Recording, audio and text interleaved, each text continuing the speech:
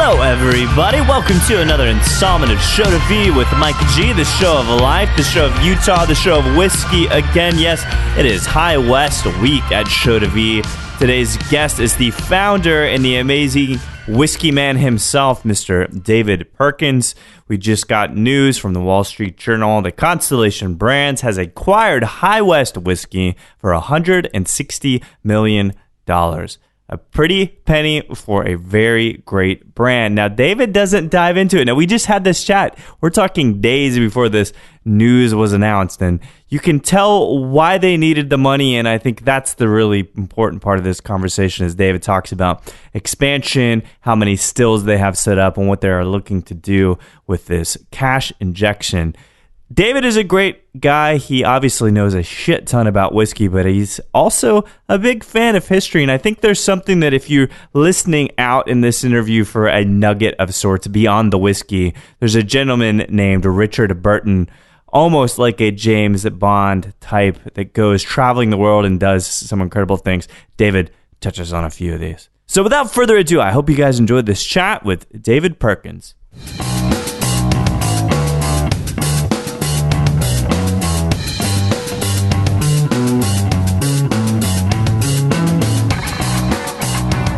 A little energy to try a little harder, work a little harder, or learn a little more, because it's not a job.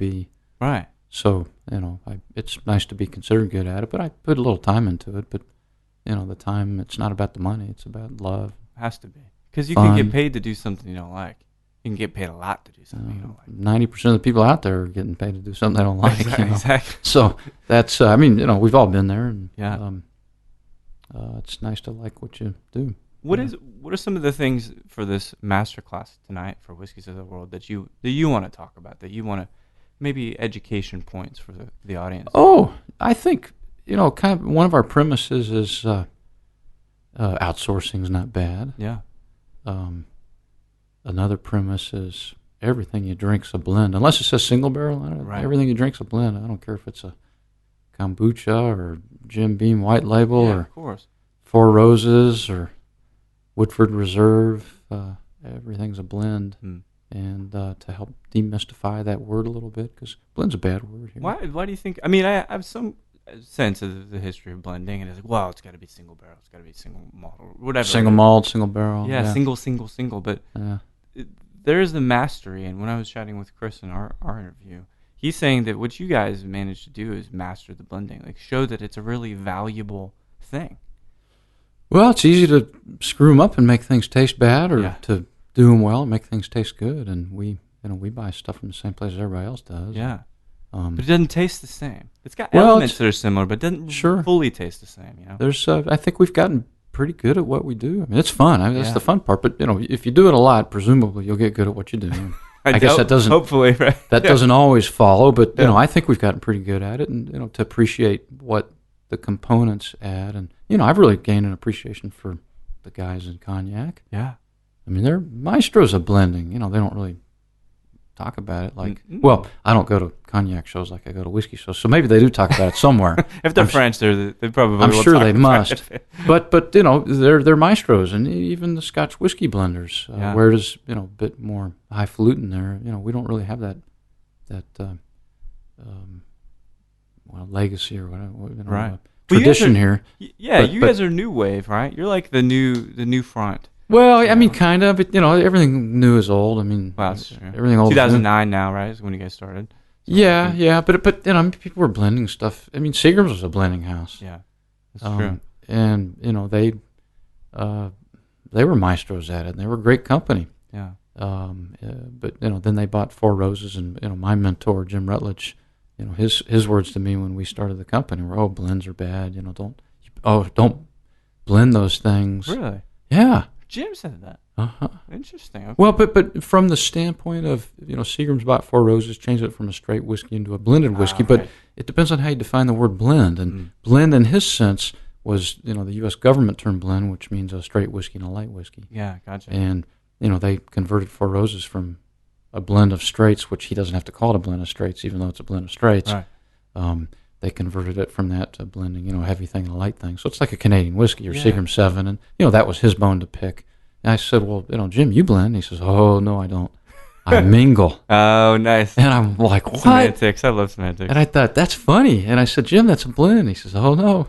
But Jim, I'm doing the same thing you're doing, and I have to call it a blend. Well, indeed, because it's from two different distilleries. Yeah. We had to use the word blend. And he introduced us to the guys at Woodford Reserve, and same thing. They make a blend. Yeah. But they don't have to call it a blend. But, it's a beautiful product. Yeah. I'll get to Old Forester and the pot still mixed together, and but it's a blend of straights. Yeah. And, so I think back to your question, tonight is to educate people on, blend of straights, or what are these different blends. And we actually, we can't talk about it in Texas here, but we brought a bottle of light whiskey along, so you have to edit that out. Nice. But we bought some light whiskey from Seagram's, and we had people taste it. Yeah. It's the same thing as grain whiskey Sure. from UK, and no one's ever had light whiskey before because no one really sells it. Yeah. And but to have people taste that and then use that as a foundation to explain, blends are a blend of heavy things or blend of heavy thing and a light thing. Right. It's fun to see people get that. Do So that's fun. you like to? And that's the thing I think I find really compelling about blending is that who am I? Why? What is my preference to flavors? Do I like leather? Do I like fruits? Do I like nuttiness? And so, kind of bringing those things together, it's really like being in the kitchen. And for you, what is there a way that you lean? Is there a particular profile that you particularly just connect with? I don't know if I have an answer to that. Yeah. Because we have, almost everything we sell now is a blend, but I could say they're all very different. So Campfire's got peat in it. Yeah. So it's got a fruity bourbon and peat, and then there's a little rye spice in it. Double Rye's got cinnamon in it. Yeah. Rendezvous's got sort of pumpkin pie spice in it. So I don't know if I have an answer. If it's a good blend, I like it. If it's not, I don't. I guess maybe that's if it's good, it's good. It doesn't matter, right? Because there's some whiskeys out there I don't sort of lean towards, and I'm not going to mention any names now. Sure. If they sort of taste like Barbie doll heads and Band-Aids, I don't like them. But if they're fruity and flowery and kind of estery, I like those. So I don't like the nail polish remover flavors. No, that's I get exactly that right. sometimes, right? Yep. And that's what you mean by the Barbie head? Well, the nail polish remover is Acetones, right? earlier, a lower boiling point congener. Yeah. So ethyl acetate or acetone. So those are the heads, and then there's the tails that come out later. So the higher alcohols, those are the Barbie doll heads. Barbie dolls, yeah. So it's an interesting thing. Yeah. It's got to be a good gig. You are one of the kind of leading the frontier because you got Scotland's going to do Scotland's thing. You know what I mean? Kentucky's going to do Kentucky's thing. That's right. It's a behemoth of an industry. Tequila's going to do its thing. Yeah. You're kind of like one of the leaders in the decentralized whiskey movement. Do you ever feel that? Do you ever feel like no? If you care? say so, that's what does that mean? The decentralized whiskey movement. Well, so I think that you got Hudson, right, in New York. Those guys are doing this rather very unique thing, but doing a lot of it and building a great reputation. Yeah. Out West doing the same thing.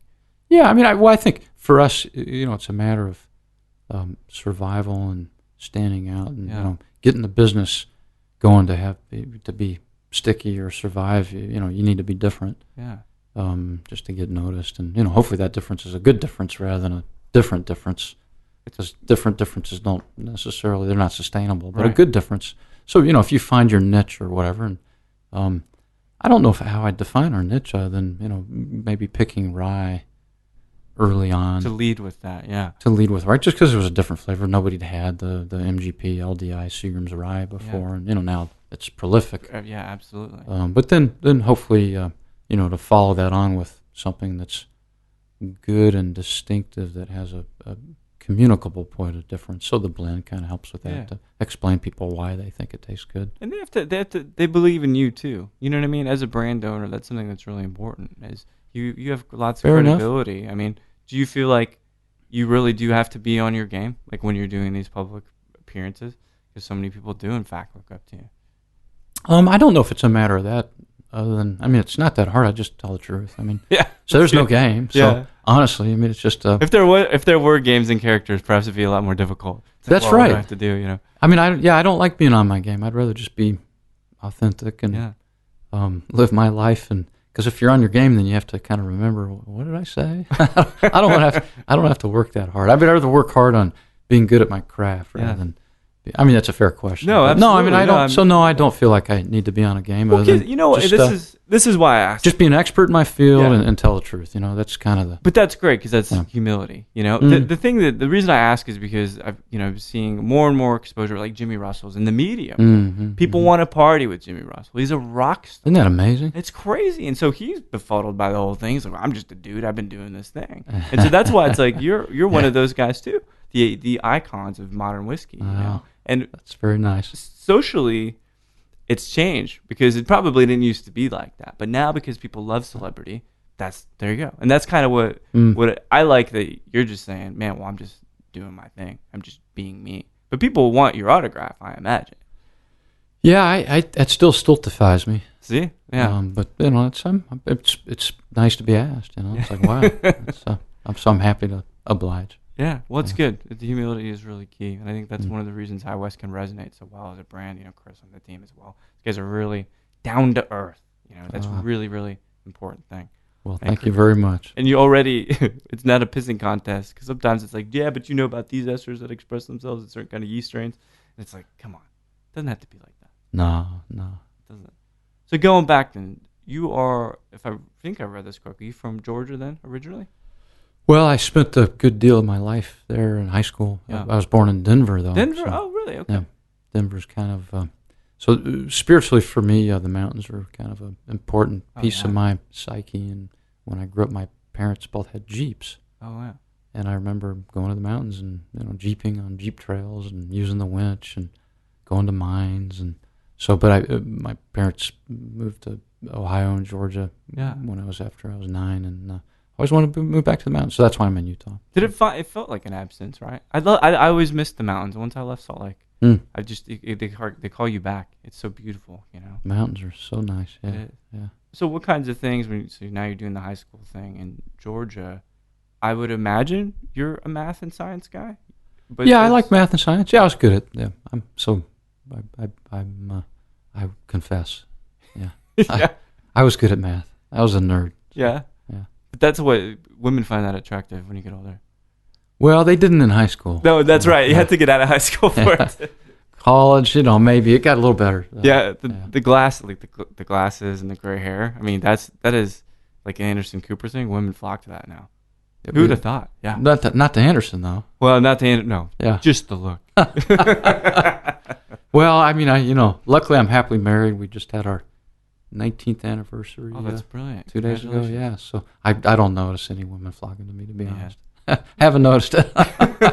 But, I mean, sounds good. Yeah, it's not bad. It's not a bad thing. Yeah. So, because I think about your stint in pharmaceuticals as well, and I think about how that could be parlayed into whiskey distilling. There's lots of connections, lots of common. That's the same thing. It is, right? Kind of, pretty much the same. I mean, I could go through a laundry list of parallels, and I mean, which is in fact what I did when we got the idea. Yeah. And it's like, my God, the parallels are amazing, and it was very compelling to me, and it made the leap, did not feel that risky. Yeah, that's interesting. Yeah. You mentioned something in the Forbes interview about I'm paraphrasing, right? But be careful what you wish for, because you're gonna get it, and then you're gonna have to deal with the fact you got it. Right, because it's like changing industries, but really that's wasn't as jarring of a change, right? Because you're dealing with things on a molecular level anyway with pharma. Yeah, I mean look, the parallels were compelling enough to say, I had enough knowledge and experience in different areas to make the new job kind of not be that scary. So, for instance, one of my jobs in pharma was forecasting. Sales. Yeah. So, well, new drugs, drugs that didn't exist yet, that didn't sell yet. So we call it new product development. And I worked at Amgen at the time, and I don't know if you remember Time Magazine.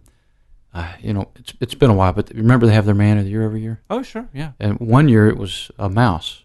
A mouse? And on the front cover, they had a scale with a really giant fat mouse, and then 2 mice on the other side. Mm-hmm. And the fat mouse weighed heavier than the Amgen They discovered this protein in the mice's body that the fat mouse didn't have, this protein called leptin. Really? And normal mice had leptin, and leptin turned off your satiety center, so you would stop eating. But the fat mouse didn't have leptin, so it would just keep eating. Wow. And this giant, looked like a bowling ball. It was a mouse. He's got nothing stopping him. So Amgen was turning it into a drug for obesity for people. And really, my job was to forecast how much we thought we would sell, because you'd have it through clinical trials in 10 years, and so it'd launch in 15 years, and you'd have to build a plant. Well, I mean, same thing as whiskey. Sure. So forecasting, nobody knows what will happen in 10 years, but you know what could happen. And, that's the skill set of forecasting. So it's kind of, that's just one little example of, the government or drugs had the FDA, or before the FDA, alcohol's the TTB. Sure. It's just an agency of the government, with people that people normally hate. We hate the government, we hate control, but they're just people doing their jobs. TTP is all right. They're okay. Oh, yeah, no, they're not bad at all. But not that you're saying people that, don't like hurdles and controls, and Yeah. it's like, they're just people doing their jobs. And, if you know that, and the TTP is actually less stringent than the FDA. Oh, I bet, yeah. And, because you could kill people with drugs, and you're not going to kill people. I mean, the TTP wants their taxes. Yeah, so, that's right. It's a little different focus. But, again, it's just a mindset of dealing with people that, are helpful. What was the drug that ultimately got released? It didn't work. Oh, it didn't work? Yeah, oh, okay. No, the fat drug, it was leptin. That's what was But they ran it in clinical trials for humans, and it turned out that it was indeed a human issue, but it was a genetic issue for, like 200 people on the planet had this issue. So it worked for 200 people. That's not really well, but it's not a big forecast. market. That's right. So they thought it might work in other people, but we had no idea. So. Oh, that's interesting. Yeah. Well, that's really. I think pharma is very interesting. Oh, fascinating, place, man. Fascinating. Because obviously you've pursued higher education as well, so you went to Dartmouth, if I understand correctly. I did. Yeah. And then you're pursuing. Was it biochemistry? Was it the proper? Undergrad I was biochem, and then I actually got a business degree at Dartmouth. Oh, you mixed it. I mixed it. The details and the vision. A little bit. There's business details that they're. If your head's in a chemistry book, you don't necessarily know what a balance sheet is and an income statement. So it's important to learn that stuff. That gives you great weapons for you know what I mean. Like makes knowledge you really, is power. Really equipped. Yeah. Knowledge is helpful. Was pharma where you had kind of seen yourself going into? Because I just wonder what that transition looks like. You're getting educated, you get a business degrey, and in addition to biochemistry. Was that the first place, or were you thinking about maybe doing chemical engineering or anything like that, or pharma? Oh no, I was actually head of med school. Oh, really? But then I saw this film of actually a guy from Texas, and I actually blacked out. This is the only time I've ever fainted in my life. I blacked out watching this film. It was a biomedical ethics course my senior year of college, and it was a guy he was an oil guy, and he went to check an oil well, and it blew up, and it burned 90% of his body. And so they showed him, afterwards in the hospital, getting treated, and they would dip him in these tubs of boric acid, and his face was all shriveled up from the scarring, and he had a little hole, and he would just scream, let me. So he's alive now, and he goes around and campaigns for right to die. Oh wow! But anyway, it impacted me a lot. I figure if I blacked out during a film, maybe I really don't want to be a doctor. It'd be hard to deal with it, right? Yeah. What special, just general practitioner, or something more? I wanted to be a cutter. I was a cutter. Yeah. I don't know. I like knives and stuff. So. Blood doesn't bother you? No, not really. You know, but the human agony and human pain. I mean, that really bothered me. So that's really tough. I didn't like that. So going into drugs was kind of the next best thing. Because it is helping people. I mean, indeed, some people. Yeah. But it's medicine. I like the body. I like the chemistry. And, what year are we talking where you kind of entered into pharma? My first job out of school, it was 86. I got a job at a biotech company in 86. Wow. Did you see? That was during the AIDS epidemic, if you remember AIDS. Oh yeah, absolutely. So I was in D.C. and I worked at the NIH, and we saw, the cutting edge of, they put more money into that to help solve the AIDS issue, and so I was part of a company that kind of participated. Not AZT specifically, though, right? No. Just we were doing molecular biology reagents and tests, and DNA isolation tests and stuff like that. So that's crazy. So I find that period very fascinating because celebrity is a common theme. I think that's worth mentioning because people have changed in the way that they admire someone and how they kind of impact the world. So like a YouTube video that gets 1 million views, that guy's or woman is celebrity now. You know what I mean? And so that's one common theme, and that's kind of why I asked you about that. But the pharma thing, too, it feels like that's changed profoundly from being something that we're just trying to stop an epidemic with the medicine to we've caused an epidemic that we're now medicating for. Does that make sense? Like that people will use. I always think whiskey's a better solution than pills. If it's a hard day at work. But I mean, whiskey's a drug. Yeah, it's indeed a drug. But, antiseptic properties and anesthetic properties, and it's a depressant. Yeah, but that calms your nerves. So sure. Calming properties. But in the right measurements, it's really, really perfectly fitting into the pocket of what you need, I think. And I'm not trying to romanticize whiskey, but I'm just saying that did you see in your kind of stint in pharma the dependency of the public on new and emerging drugs, maybe for ADHD or maybe for depression, that piece changing? Well, I don't know if that specifically, but certainly, drugs change our lives and they do good things. And, we have one of the greatest drug discovery systems on the planet here in the United States. Yeah. And we are good at that. It's driven by profit motive. Well, sure. Because we're allowed to make profits, but, we have great science. And, I was able to work at three amazing companies, Pfizer, Amgen, and Genentech that are superbly run, superbly managed. And, these people are smart and they care. Yeah. And, maybe not specific things, but, the areas we work, cancer and, cancer is probably the predominant area of excitement, but, neurodegenerative disorders, and, the fact that you can try to solve those problems for mankind and make it a better place. It's kind of neat. So it's just fun places to work. Yeah. That's amazing. It's nice to get a real humane kind of angle from you, Everybody's kind, probably, that I talk to, but it seems like you were doing these things for the greater good of humanity, People cared. I think people in most drug companies, they care, that's fun. It's fun going to work, and it made it more than a job for a lot of people. And, right. Everything turns into a job at some point. Well, it does, because once you get that P&L out there, then it's a matter of just dicking around with Excel. That's real, Yeah, that's right. It turns into those kinds of things. So it makes lots of sense. So working on forecasting for sales, so you're getting some kind of your feet entrenched in that. How do I understand how much something would sell based on what demand does or does not 10 exist? years from now, I don't know what's going to happen 10 years from now. It's crazy. Right? Everybody can figure out what could happen 10 years from now, and it's just a matter of thinking through those possibilities. So even you can do it. But it's training, and anybody can learn that. So I had learned it, and that was helpful. Yeah. So then it makes me wonder if these risks that you take are calculated, because seemingly from your career, you've got specific things that you're doing for a specific reason. Of all the places to start a distillery, seemingly Utah would be. Now, I love Utah. It's beautiful. Grew up there, and I love it deeply. However, from a perspective of starting a distillery, you could have picked a more difficult spot, could you? Well, I mean, they're all difficult, but certainly, it was measured, as you said. I mean, it's not like we did it in,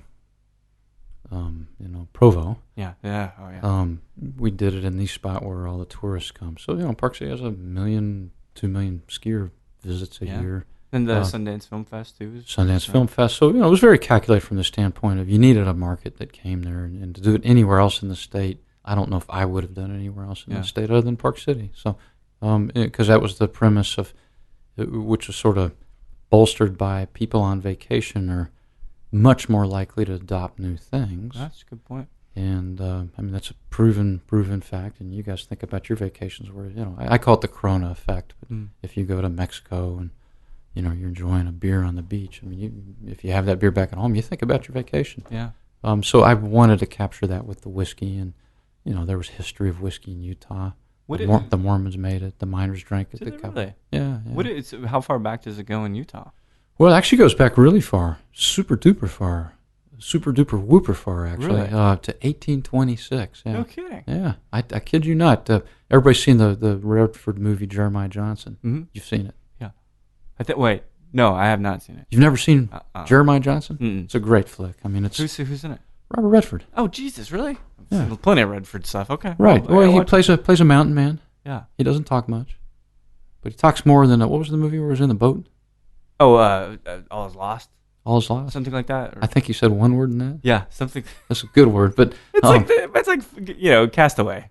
Tom Hanks, you take away the beginning and the end. He didn't really say much of anything except Wilson, I think. So that's exactly right. Anyway, Jeremiah Johnson about a period of history when the largest corporations of their time sent mountain men, guys, frontiersmen out west to hunt beaver, and it was a 15-year period of history, very short, but they hunted beaver driven by economics. Back east, the raging fashion was top hat, and all those pelts. The top hats were made out of beaver pelts. Yeah. Right? So, and they brought American Eastern ways with them, and one of the things they brought, indeed, of course, was whiskey. So, but we know that every year they get together for a rendezvous. You've heard of the Mountain Men Rendezvous? Yeah. I mean, everybody's heard of that, right? I don't know that everybody's heard of it, but it sounds more familiar for me because I lived out there. Well, fair enough. But, they have these gatherings. They recreate them now, where guys put on coonskin hats and like the Civil War reenactment. Yeah, kind of. Yeah. They do Mountain Men reenactments because we didn't really have the Civil War out in Utah, and they would get together for an annual gathering to trade their pelts for supplies. And the first rendezvous was in Wyoming. It lasted one day. Oh wow! The second rendezvous was in Utah, Logan. Yeah. Lasted 30 days, and the difference was they brought whiskey. So it was just a big drunk fest. So Wyoming is boring. No offense. That's beautiful. Right. But it is beautiful. Yeah. But it was, so we think, tonight's a whiskey fest here in Austin. Yeah. But we think the first whiskey fest, indeed, was in Utah in 1826. That's so counterintuitive if you think about it, because all people think about is obviously, which is the Mormon church is lovely. People give this first thing they would always ask me, like, "Oh, you're from Salt Lake? Are you Mormon?" Like, no. But they're lovely, lovely people. I actually have never been around a more kind group of people in my life. But for some reason, it's just that booze is not a thing. Did it shit? So it was in 1827-ish. But so they weren't there then. They came in 1847. But we know from first-hand accounts that they made whiskey. And the reporter on that first-hand account was a guy named Mark Twain. You've heard of him. Yeah. Was he Mark Twain or still Samuel Clemens? Well, I don't know the answer to that. That wasn't trying to quiz you. I wanted to show you that I knew. I mean, I think it was Mark Twain because he has it in his book. He's got a book called Roughing It, and it's about his journey from Missouri to Nevada, and he went there to make a fortune as a miner. He didn't. He became a reporter. Yeah. But on his way, he stopped in Salt Lake, as most people did. Yeah. He wrote about the Valley Tan, the whiskeys that the Mormons made, and Brigham Young had several distilleries. That's insane to me, really. Yeah. Brigham Young did. Yeah. So, I mean, I don't know how much they drank, but we do know whiskey, was important for, anesthetic reasons and antiseptic reasons. But it was quite, like Taos Lightning was famous in New Mexico. Mm-hmm. Valley Tan was famous in Utah, and the people that came through wrote about Valley Tan. So really? It stopped in about 1870. We're not exactly sure why, but we think that's when the Gentiles came. So Brigham kind of shut down, the production of it because Gentiles are bringing it anyway. Right. But we do know that Valley Tan was the Mormon whiskey, and it was quite well known. So. That's crazy. What kinds of grains are we talking at that point? Well, we made a Valley Tan out of oats because we just thought oats, but we didn't really have any reason why we thought oats. Just sounded good. So we make an oat whiskey. But we did find a reference in another book by another really cool guy that was kind of a reporter named Richard Burton. Not the one I'm thinking of. Not Liz Taylor's husband. Not Liz Taylor's husband. Indeed. No, this was Sir Richard Burton. And maybe he was a sir, too. I don't know that. Yeah, that's interesting. I think he was a sir. No, this guy was in the 1800s. Okay, yeah. And he, very, very famous, discoverer of the source of the Nile. Really? And there's another good movie. So you have a list now. Jeremiah Johnson. With Robert Redford, and Mountains of the Moon. It wasn't like a big Hollywood production. It was one of my favorite movies of all time, but It's about the discovery of the source of the Nile. And you might have heard Dr. Livingston, I presume. You've heard right. That comes from that, because he and Stanley Speaks and Livingston were kind of all converging on Lake Victoria, and that's where that phrase came from. When are we talking about the second one came out, that movie? I'm gonna, the movie came out in the 90s, I guess. Oh, but that period of history when they discovered, that was probably 1850-ish. Yeah. But Richard Burton, he wrote about he was an expert of the world's religions, and so he went to Mecca. He was the first non-Muslim to go to Mecca. Really? and he disguised himself, Sure. and he came to Salt Lake to write about Mormonism. That's incredible. And he wrote about the Valley Tan. So, yeah. So does this? Anyway, there's a long way to get to wheat. Wheat. He said they made it out of wheat. So there you go. So we're making our Valley Tan out of wheat now. Did this kind of rich history entrenched or rather ensconced in whiskey imbibing from Brigham Young of all people, was that a good thing to cite when working with? I don't know if it's the Utah Liquor Board. I can't remember what it's called over there. Oh, they didn't care. I mean, they don't care? No, I mean, most people at the Utah, the ABC, well, the people that work for the ABC, most of them are not Mormon. Really? But the Liquor Commission, most of them are Mormon. I mean, we didn't really bring it out to rub it in anybody's face or anything like that. But, I mean, it sort of helped us with kind of legitimacy of, back to your question that started this all, why Utah? Well, there's a history of it there, so it's not like we were making rum or vodka. Yeah. But indeed, the Mormons made rum. They had a crop of beets that were going bad, so Brigham ordered it to be turned into rum. But, so we're not... but, to have a history, and people like roots, to have, a story rooted in truth. Yeah. And so I think it sort of just gave us the gumption to say, this isn't a wrong thing to do. Had you been to Park City before? Yeah. And so you kind of knew, you felt the vibe, because the vibes there is totally different than it is down the mountain, in my opinion. Park City. I mean, it's a party town, and a little looser, a little more liberal, whether that's good or bad, depending on how people look at it. But still, that's good for whiskey.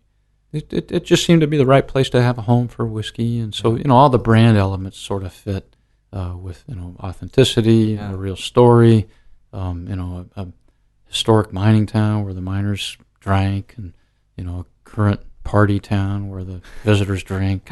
Everything sort of lined up. I mean, there was nothing, there was no oil and water about this. It made a lot of sense. Definitely does. Yeah.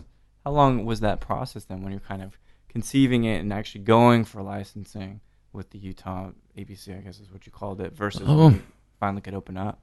Yeah, I mean, it's kind of hard to answer that. I mean, depending on, the idea sparked in 2001. We moved to Utah 2004. We still didn't know it would work in 2004, and we made $1 Christmas 2007. So it took us a long time to get there. I mean, it's a hard business with lots of red tape and forms to fill out, and the way you can serve is different too, right? Having to serve food with things, isn't that one of the conditions? Well, yes and no. I mean, not to make whiskey, but to have a tasting room.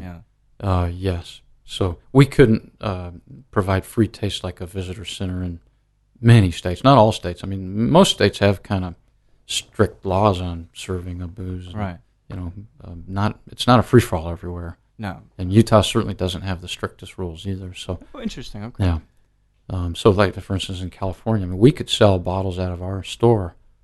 As soon as we started, they changed the rule for us. Really? In California, they just changed that law last year. Yeah, it's crazy. Well, then for Texas, it's a year and a half maybe now. Okay. Yeah. Yeah, I mean, the Wild West, Texas, and free California, Utah had these changed well before. That's profound to think about. So again, the legislature pretty amenable to business as long as we were very respectful. So I always wondered too. You said you just celebrated recently your 19th anniversary.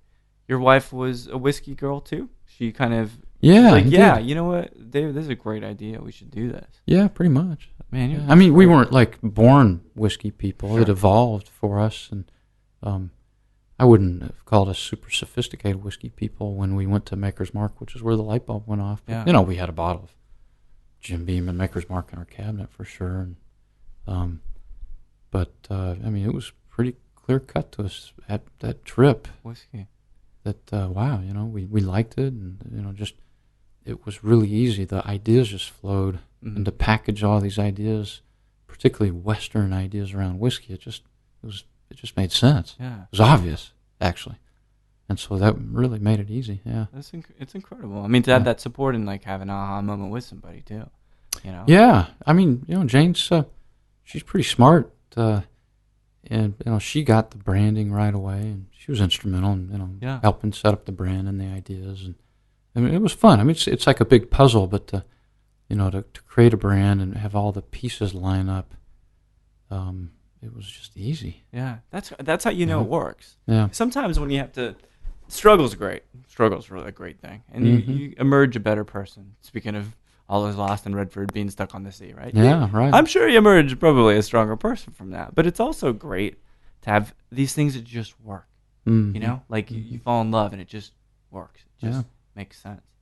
So I wonder, you being very, very into the details from a chemical perspective, are you interested in the branding piece of it too? Like the actual aesthetic, the bottle shape, the labels? Oh, I love the Do you like that aesthetics. stuff? Yeah. Yeah, I think, because we all know it, even if we don't think we love it, and we've all been somewhere where it just hits you like, wow, there's a lot of thought into this place. Yeah. And I don't know, maybe we don't all. I sort of assume that we all. I think we do on some conscious But, level. I mean, everybody's been somewhere where they just are impressed with it. They can't believe somebody thought of all this stuff. Yeah.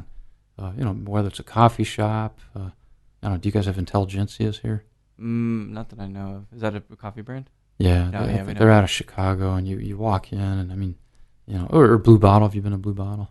I don't have those here. No, I don't think we've got those. What's the other, Houndstooth here? Is that the one? Houndstooth's great. That's kind of cool place. Yeah, really lovely aesthetic in there. Yeah, I mean, so That kind of concept. These places, they have this aesthetic. Even Starbucks, for that matter. I mean, Sure. just to throw it down there. I mean, they have an aesthetic, and It's you intentional walk in. too. It is. Yeah. And it's fun to design that, and build that, and be creative around it, and expound off the ideas and riff off the ideas. Yeah. It's a joy, and to see it come to life, and then then you got to bring other chefs into the kitchen. Oh, I know it. And to have other people that get it, that have their own aesthetic. Yeah. Indeed. But Two sleeve but tattoos almost. Yeah. they have, there's this vibe of the people you hire that are part of it and get it and enjoy it and love it, and that just takes it to a new level. Yeah. And How do you feel? That's the fun part. Do you feel the culture for High West comes from you, or you think it comes bottom up? That your folks are the ones that create the tone of the business, and then you follow. Well, it's kind of all the above. Yeah. I mean, as employee number one for a long time, certainly started with me because there was no one else for it to come from. I mean, me and Jane, my wife. But when other people come in, they kind of, certainly there's what I would call culture incrementalism. Yeah. And things change. But if you tend to hire and have values when you hire, and people that fit those values are probably going to help They maintain flock to the you culture in a way. Yeah. It's funny because it's like you just meet the right people sometimes. It's like dating compatibility. Because Chris is like as he sits right here, he's kind of looking at it. He's a perfect match for the brand. He's got good credibility in the market and stuff, So it's like almost it just happens, right? The culture just attracts. I think that's indeed a lovely thing, yeah. Especially when we were smaller. I mean, when I started off 3 years next week, there was this huge. I mean, go and spend 2 days in Utah and you meet everybody, and it's this whole family thing that I kind of felt was happening, and so I think that's really important to our culture is that we do have a family vibe. Yeah, it feels like that. It feels like even from the aesthetic all the way to what you guys are trying to do, that it's very cohesive and very, very deep culture. Like a family sense, and everybody's cool. How many strong now in your staff? You talking? A couple hundred. Jesus, that's amazing. Yeah, I mean, it's kind of weird to say that. I mean, we really have two separate entities in the business. Yeah. One that makes the whiskey, and then we have a restaurant. Yeah. So the restaurant's where the majority of those 200 people are, waiters and Sure. Cooks and staff So that's, like that. I mean, from nothing to that is an incredible amount of growth. Yeah. So I've heard some, and I don't know if you're at what point you can talk about this or if you can't or not. So you're saying you made $1 in 2004, roughly? 2007. Okay. Mm-hmm. Okay. So about 10 years into operations now. You guys have multiple SKUs. Yeah, 10 years into. Yeah. I mean, that's a brilliant feat. Mm. I don't know which anniversary that is, the bronze anniversary or something. Sure. I don't know. I'm not sure. 20, 25 is a little bit easier. But there are rumblings, and is there any legitimacy to this that there's something on the table? Oh, the Bloomberg report on. Yeah, it is. I mean, we've had those rumblings for about 5 years. Yeah. So, I mean, this was the first official one in Bloomberg, and the fact is we are out there looking to raise money. Yeah. And we have been for a while because this whiskey distilling's a beast. I bet. Yeah. And we're looking at bigger firms to raise money from, and so I mean, as much as I respect Pernod and what they've done and stuff, no, the rumor's not true. So yeah. Anyway. Because you would think that it's not so rumor milly. Like the whiskey guys, we're just kind of cool. We just sip and drink whiskey. But a lot of people ask me about that. Like, oh, you're gonna be talking to Dave? I'm like, yeah. Said, oh, so they're gonna sell. I keep hearing they're gonna sell. Is that even on your radar? Is that well? We have investors, so sure. Certainly it's on the radar. Because we have investors, and the question is, well, 10 years ago when we raised the money, there's an expectation with investors that somehow you need to get them out. It's called getting them liquidity. Right. How you get liquidity is always on anybody's mind that raises money from outside people. Yeah. So there's a few ways to satisfy that. A long time ago you do an IPO. Mm-hmm. Companies don't do that now. You have to be much bigger, and it's very expensive, and you have to have lawyers, and so that doesn't happen very often. Or what's very common, you raise money from what's called outside private equity firms. Right.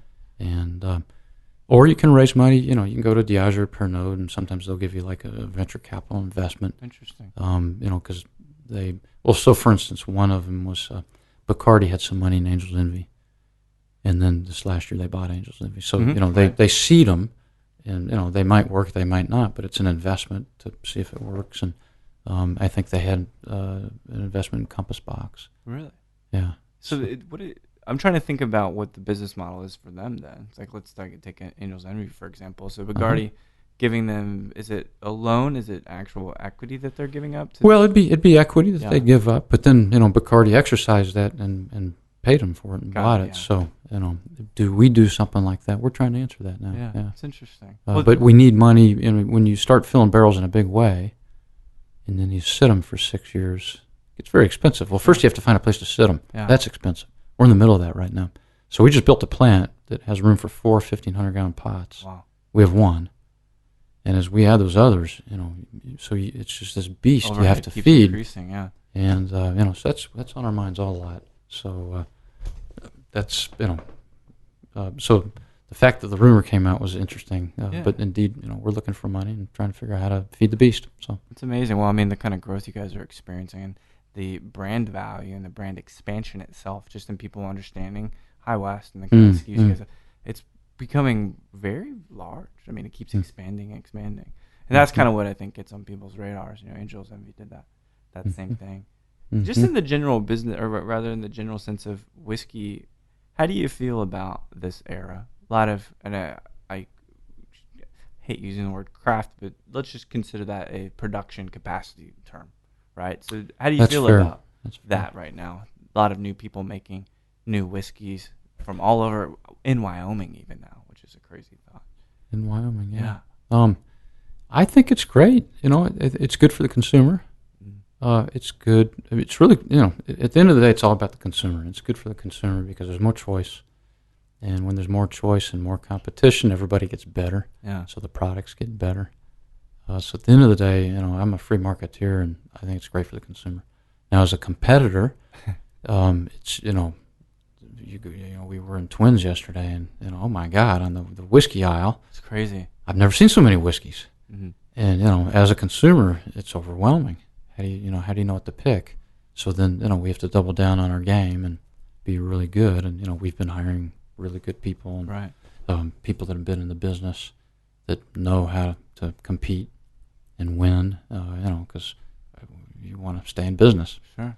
So, so it's good for the consumer at the end of the day because that's who votes. And, it makes us sharper, makes us sharpen our pencils on our quality. Yeah. And so I think the consumer wins. I think so too. Those options are great. I think there will be some ramifications as there has been with agave. And I think that, some of the stuff you guys were blending with from Indiana, I imagine that's obviously with so many more people using that kind of model where they're just bottling it out there. There's going to be a shortage at some point, I imagine. Well, depends on how you define shortage. Yeah. But, supply and demand kind of goes in cycles, and they kind of work themselves back. So certainly demand has increased a lot because there's more people out there that really like whiskey, and you can't just create more 6-year-old whiskey immediately. Right. So almost every major company's expanded capacity. I think there was $1 billion invested in the last 5 years in whiskey capacity. Man, that's crazy. So right now there's some hard times getting H Statement, Knob Creek, or Elijah Craig, or whatever. That'll cycle back once this new capacity comes online. Yeah. And we don't have any problem getting MGP stuff because we've got a long-term contract with them, and we buy more and more every year. It's just the new guys coming in; they may not. You can't buy old stuff anymore. That's the issue. All the old stuff's gone. But to buy new stuff, it might. I don't know. It might be hard to sign up at MGP and get new stuff. But they've added capacity too. So it's a beautiful problem to have because I keep reading about when I wasn't drinking bourbon in the 80s. I wasn't allowed to yet, but that it wasn't much of a thing. People didn't pay it a lot of mind. A lot of American whiskey, it just kind of, it's just low quality. They thought it wasn't. So now the fact that you have like this resurgence of one of the most native art forms of America, bourbon or rock, and I think it's a lovely time. It's great for everybody. Yeah. So you do the pharma thing. It's one of the chapters. You do the whiskey thing, and are doing that, looking to expand in a great way. Your staff has expanded. So I imagine, do you think about what those days look like beyond the distillery? Not yet, just because we have so much unfinished business at the distillery. Like, we just opened a new plant a year and a half ago. Well, it's a year and 3/4, I guess. And it has the capacity to do a couple 100,000 cases. Wow. We have one of 4 stills, and we've been working it for about a year, and so we still have a lot of product optimization to do. Yeah. It's really hard to make good whiskey. Yeah, I bet. And there's a lot of variables, a lot of places to screw up, and to really understand cause and effect. And we haven't really gone through a product cycle yet, where we've had aged stuff out there on the market that's our own. Mm-hmm. And then, where you can tweak variables and have the next generation. I mean, we're not really there yet. Yeah. So we have a lot of learning to do left. And so it's really about the next phase for us is perfecting the product and growing into our britches at the new plant. Yeah, it's amazing the amount of expansion. It's really impressive, man, to create this, to craft an idea and just blow it up, especially in basically, it's funny. So when I post this episode, I'll copy all the Utah people that I know. They'll be ecstatic because it's done so much for that scene. I think they're really excited about it. I mean, lots changed in Utah. The food scene's changed, and we've got. I mean, how many breweries now? Man, we've got 10 distilleries. That's insane. But the whole country's changing really, which is good. I mean, for the better. I mean, the food has gotten so much better in the last. I mean, I travel a lot. Yeah. And in 10 years, I mean, the restaurants and everywhere have gotten so much better.